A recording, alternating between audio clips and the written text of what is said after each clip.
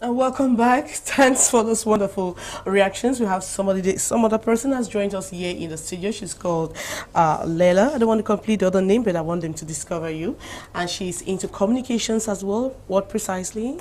Personal branding. Okay. Now we're going to talk about what personal branding is all about. We are women. We need to learn those things and how to communicate, sell our products, sell our ideas anywhere we go. So we're talking about branding. Yeah. Now I want you to tell us, what's branding? Basically, I would say it's establishing and promoting what you stand for. I think in a nutshell, that's what I would say branding is all about. It's about discovering those things that you stand for, the skills, the talents, the values, the strengths, discovering all of it, and then promoting it so people can experience you for who you really are. All right. Yeah. Now, where do you start from when we talk about branding? How do you begin? I think you always begin by getting to know who you are. Okay. That's I think that's it. I always tell people branding is 80% internal and just 20% external, because external is just the showing up aspect, but the work is internal. It has to do with you. It has to do with your values. It has to do with the things you really, really are passionate about. It has to do with the things you stand for. And that's an internal job. Nobody can do it for you. Now, people have a lot of difficulties, especially women, believing in themselves. Yeah. Now, how do you start this? Where do you begin from? How do you start believing in yourself as a woman? Yes. I think self-love is something that it starts, first of all, with you authentically and unconditionally accepting everything about yourself. Because when you start looking at other people and you start comparing yourself to others, you might spend more time appreciating others than yourself. And so I think it begins with you standing and saying, hey, I have large eyes like mine. Say, hey, I have this body structure, and it's not going to change, because honestly, your body is the only one you have. And so you better love it, because you're going to live in it your whole life, you know. And so I say you need to stand up and first of all, accept unconditionally who you are. Love it the way it is, and then from there you can start maybe improving on some aspects that can be improved. So when we're talking about branding, we're talking about yourself. Yes. How to sell your image. Yes. How to sell, because there are people who think that we're talking about products here. Yeah. Like, let's say yogurt, you're trying to sell, maybe you have a shop, you're trying to sell the items in your shop, but it's not about that. No, it's not about items, it's about you. That's why branding in the corporate sense, there is corporate branding, there is that, but we're talking about personal branding, which has to do with you. And the product here, if I might use that word product, is you. Because even when you have a business or when you have a company, what happens is your business or your company is an extension, it's an expression of you. It's something you love, it's something you know how to do, it's something you have expertise in, and you're extending it to the people who can benefit. And so it's an extension of you. When you get to understand better what you are, what you can really do so well, and the people who need what you have, it's easy to communicate those things, because people buy from people. People do business with people and not with items and not with company names. And so if they can't identify, if they can't put the humanness to that business, it's quite difficult for people to buy. All right, Daphne, I want to turn to you right now. Do you believe in yourself? I do. All right. Now, I feel like succeeded to identify your potentials. Do you know who you are? I think I know who I am. And that is why I'm up to where I am today. Because I can see in my career, I had a lot of difficulties at the base. Yeah. But finally, God has taken me to where I am now, because I accepted myself as I am. All right. Now, do you have difficulties? How did you easily identify your talents? What you feel, what you do when you're doing something, I think you have an inner feeling in you. You like it. If you do it and it pleases you. For example, I'm a teacher. When I'm in the classroom, I'm happy. When children come around me, I'm happy.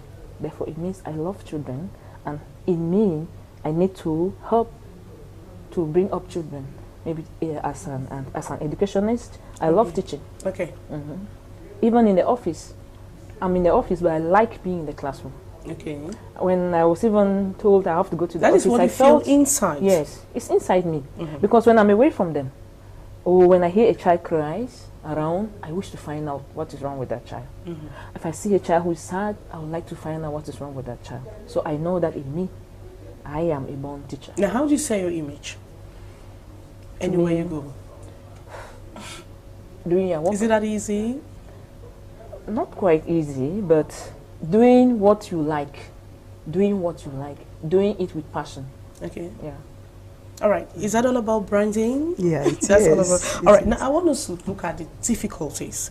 Women have a lot of difficulties believing in themselves. Yes. Now, how do you explain that? I think, for example, I'll look at contextually. Okay. From our context, unfortunately, mainstream media has dealt a lot with us. Let's leave the cultural. Let's talk about mainstream media. Okay. It has dealt a lot with us women because what TV has sold to us in the name of adverts, what magazines have given to us, the image they have sold to us about the perfect or the ideal woman is what's destroying us, unfortunately. Okay. I speak from experience because before I got to this point, I was one of those who believed a lot in what I read in magazines, in what I saw on TV. I got to a point I realized those things are really unattainable. And you know, one day I was looking at the magazine and I looked at the woman's face. I said, come on, how can a woman be without pores? You can't have a face that perfect.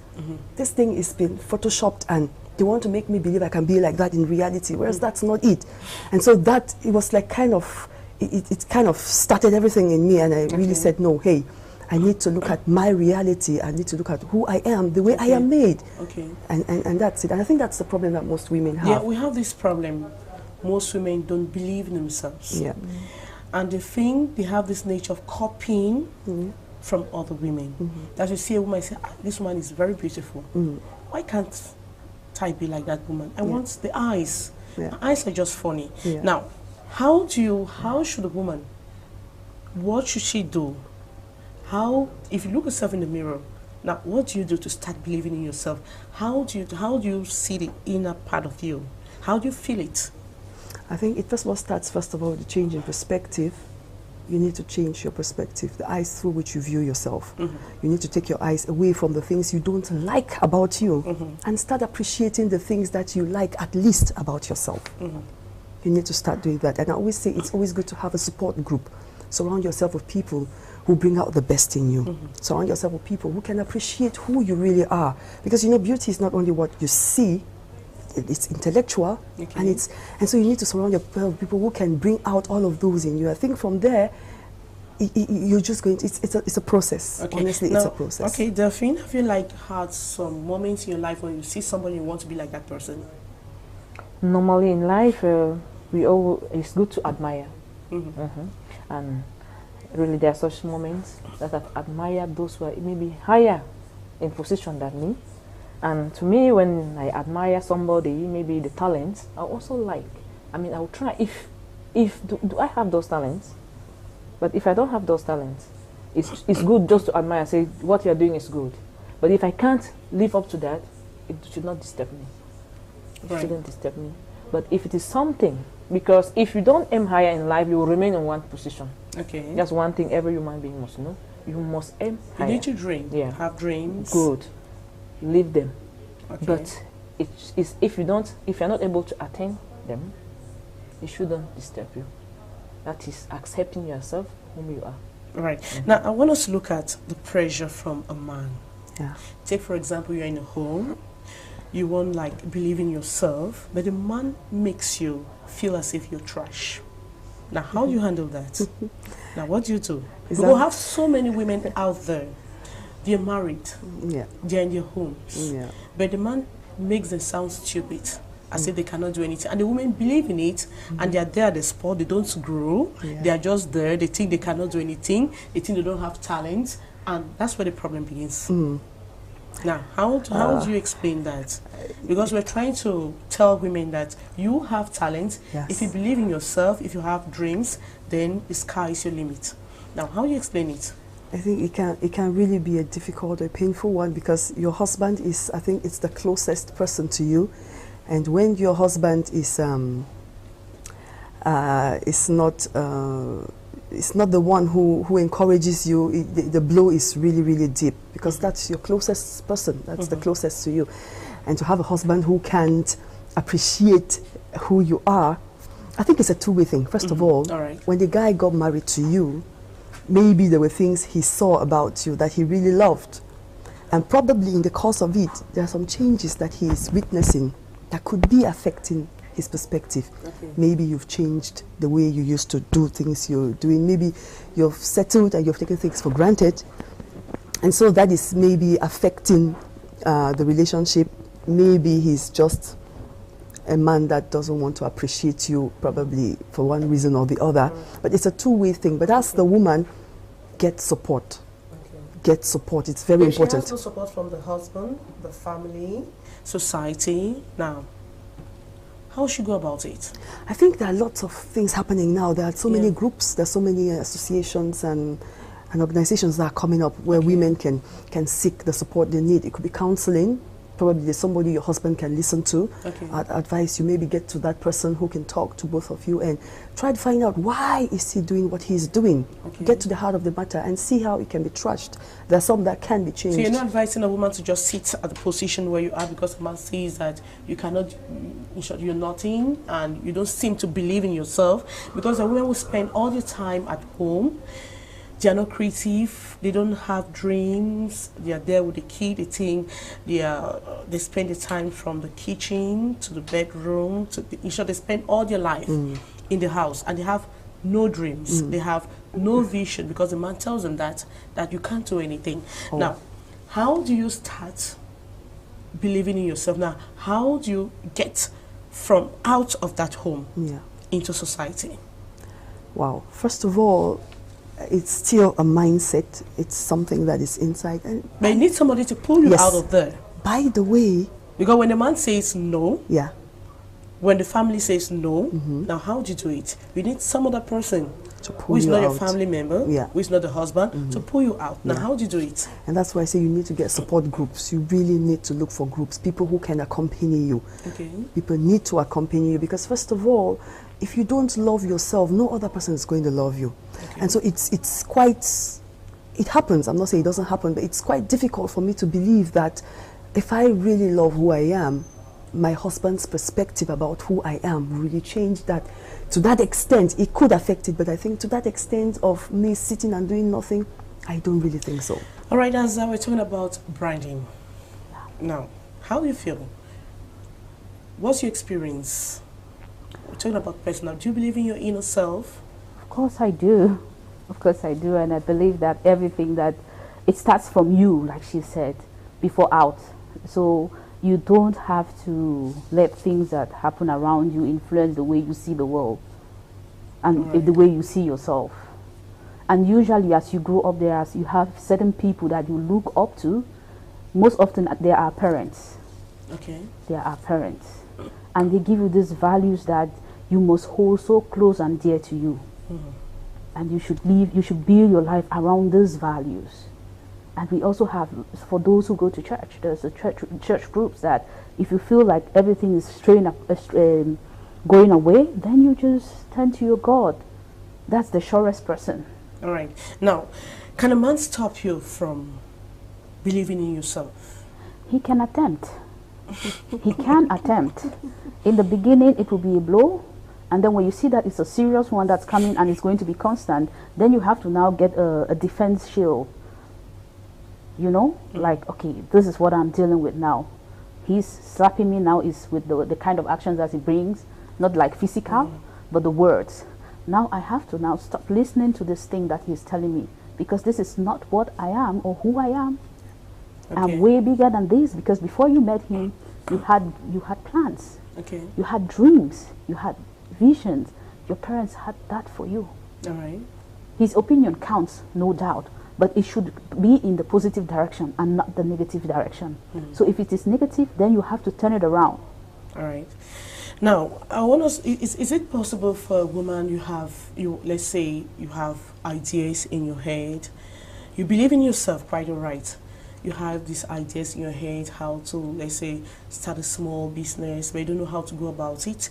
Now, how do you start this? Where do you begin from? How do you move the ideas? How do you get them out from the box to paper and then realize it into something beautiful? Yeah. Starting up small businesses, I think the first thing... Because it's all about branding. Yeah, it is. It's part of the process. It's part of the process. First of all, you want to know the idea you have in your mind. Is that idea marketable? Is it meeting a need? Does it have a market? Are there people who will consume it? You need to first of all find out if there is a market for your product, because you don't want to step out there with an idea, no matter how brilliant it is, and then the environment is not conducive. It's going to frustrate you more. And so the first thing is you want to find out, is this idea marketable? And you do a kind of market research. You need to tease with people to find out, hey, if I brought this, would you? And the would people you can consider? discourage you in the process. They say, no, it can't, it will not even work. We've had 100, 1,000 women buying or doing the same jewelry business or buying shoes, and they'll just discourage you. Now, how do you do it? I always Because you get to your friends, the same friends will tell you, okay, I've been there and it didn't work out. I always say, hey, there is nothing new under the sun. Unfortunately, there's nothing you're going to come up with as a business that hasn't been done or taught somewhere. But there is nobody who has your touch. Okay. And that's where your uniqueness lies. All right. And that's what makes you different. And so you need to believe that your difference has a target that will meet. And that's why I say personal branding is very important, because it is there that you find what makes you stand out from the others. All right. What makes you different. What is your unique selling point? And when you know it, even if it's the same business that everybody does, when you go out, you'll say, hey, this is Maureen's touch. I know this is Maureen's touch. Right. It might be food like everybody cooks, but somebody looks at it and say, hey, I think Maureen cooks We can this have food. one restaurant, or let's say 100 restaurants, but somebody will walk past those other restaurants and come. The person knows why it's coming there. Maybe you have your unique, your way of doing things. But you don't need to get discouraged or we have haters out there a lot of who are them. just simply there to just like discourage you. Now, as I want to ask that if you want to do something, what pushes you to do it? It's your inner drive. There is a need. It begins with a need. For example, someone who wants to become, you want to own a restaurant. You should, wherever you want to run that restaurant, there should be that need. There are people who want to consume your product. And like she said, you have to go out there and find out by even observing who are those who have restaurants here. How do they do it? What do they do? What are they missing? And then you come up with that product. But it should be you, and usually I advise people to do the things that they like, not what everybody is doing. Okay. You understand? And it shouldn't be that, because I heard that this street, they are selling a lot of fast food and many people visit that street. That's why I should open a fast food restaurant. No. You should only open a fast food restaurant because you feel like you can manage this and you love running a fast food restaurant. Because when there's that love, you know, you cannot teach a person to be motivated, but a motivated person can learn. Okay. So now the motivation should come from you and you being observant, because we have that tendency, especially in this part, of just seeing that this is working. So let me join fashion business, or African clothes work today, so let me start running a fashion business. That's wrong. You have to educate yourself. And education, there's internet today for every person. And carry out feasibility studies as well. Very important. You educate yourself. There's internet today. That's why everybody uses the smartphone today to chat and all. But you need it for information. All right. Now, what about the rural woman? Yeah. The woman in the villages, in the suburb. Let's leave the educated women, or the women in the urban cities and the rest. Now, how do you tell the woman in the village to believe in herself? To her. Now, how do you tell her? It's quite interesting, because if I look from, I try to look at the community where I come from, in my own rural community. We have women there. They might not have the same, maybe the challenges are not the same with what we have, but their context, the context in which they are, and the reality they face on ground. I'll tell you, a whole lot of them do, because you won't believe how many of them are the ones that take care of their homes and their families. You won't believe how many of them are the ones that go to the farm and come back and send their children to school and stuff. If those women didn't really believe that they could do it, I don't think they would. They'll probably sit down at home and let their husbands drink their lives away. Maybe they believe in it, but they don't want to take it further. Probably, maybe the context also won't permit them to take it further. Maybe. All we will right. permit them take it We're further. looking at the context, Azza. Yes, I think Any that we barriers can, yes, we on the can't way? ignore the fact that there's also a tradition. There's that part, a culture. There's culture that we can write it out. You understand? So the Okay. rural woman cannot just wake up and just spring up and start doing something that's out of the culture, because there are people that will talk about it. Yeah. So there are meetings that you will have to go, and if you're not there, there's this language. So somehow. Now is the media and we are in a digital world. Yes. Is it not an obstacle somehow? It's a powerful tool that is being misused. Okay, how? I think social media is a powerful tool, but it's been misused by many people. Okay. People spend more time, I don't know, they call it having fun. I don't know if that's a definition of fun, but I won't go there.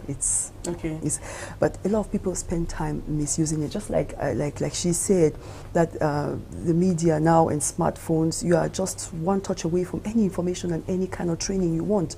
But you can count the number of people who go on social media because they want to learn. Okay.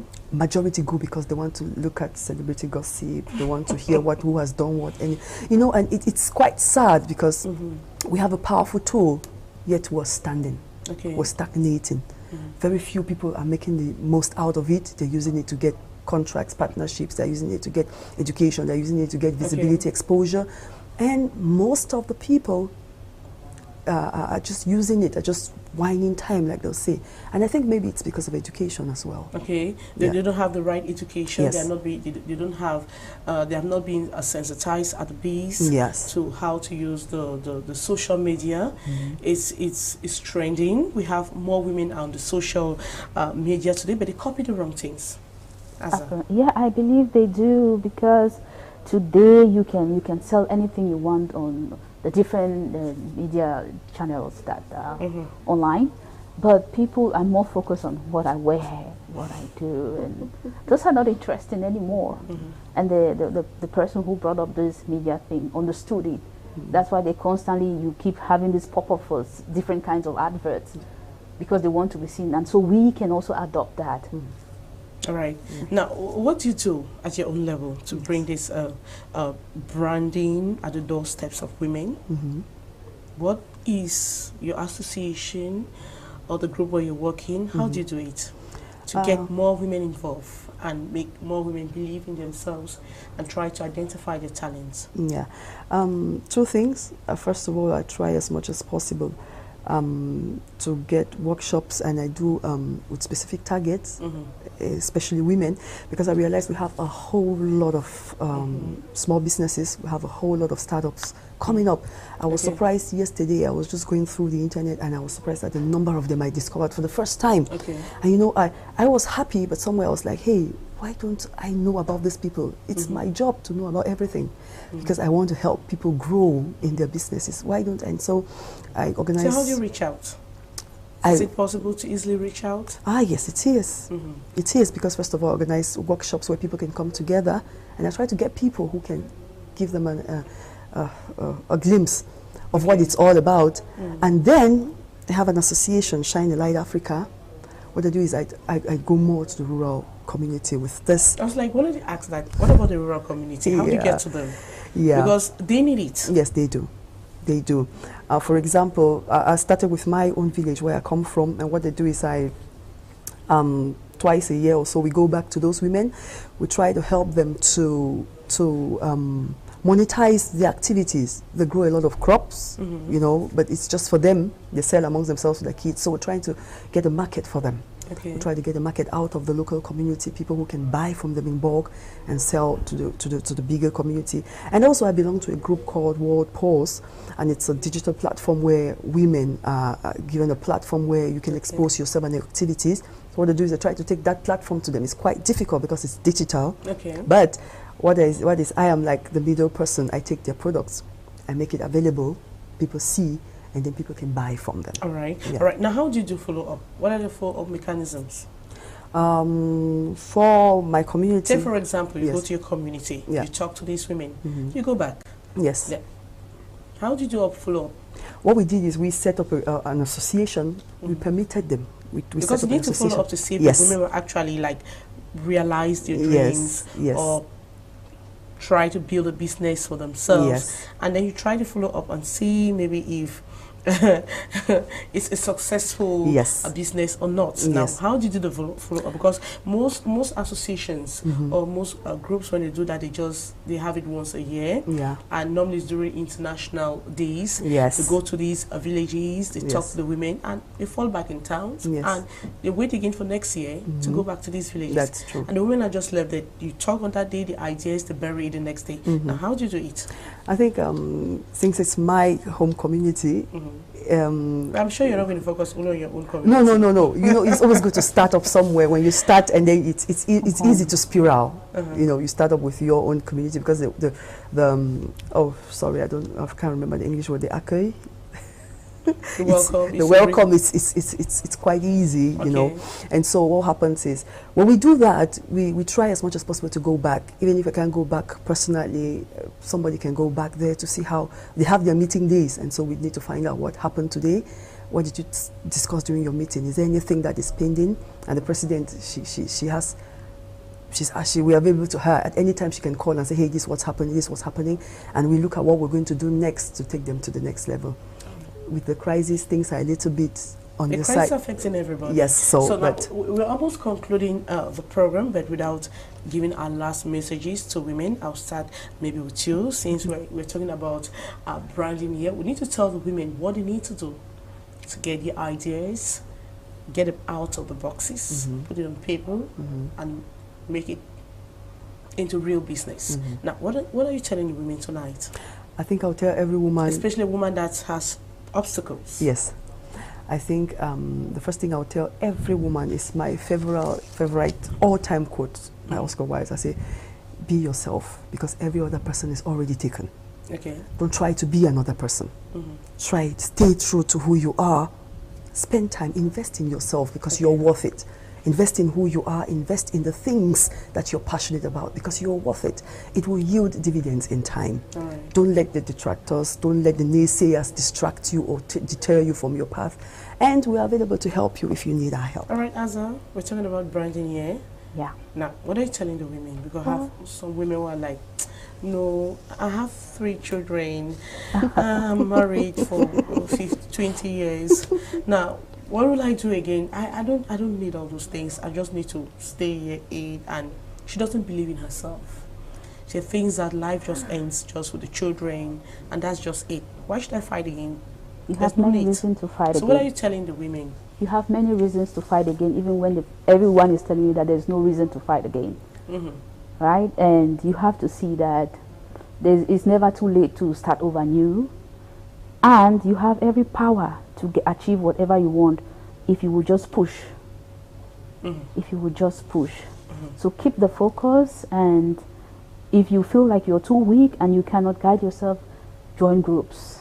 There are different groups today for that. Yeah, that's a very big problem. We have so many women who don't join groups because you can only get sensitized when you join these groups. Maybe they don't know some of these groups. No. And for people who have kids, please have role models. Have people that you look up to, that you learn from them positively. At a certain age, you don't keep relationships just because you want to belong. You should keep them because they add value to your life. Anything that's not adding value to your life, you should scrap it out. Even if it means that person you're living with. You don't have to stay there because every other person will look at me this way. Just stay there because it adds value to your life.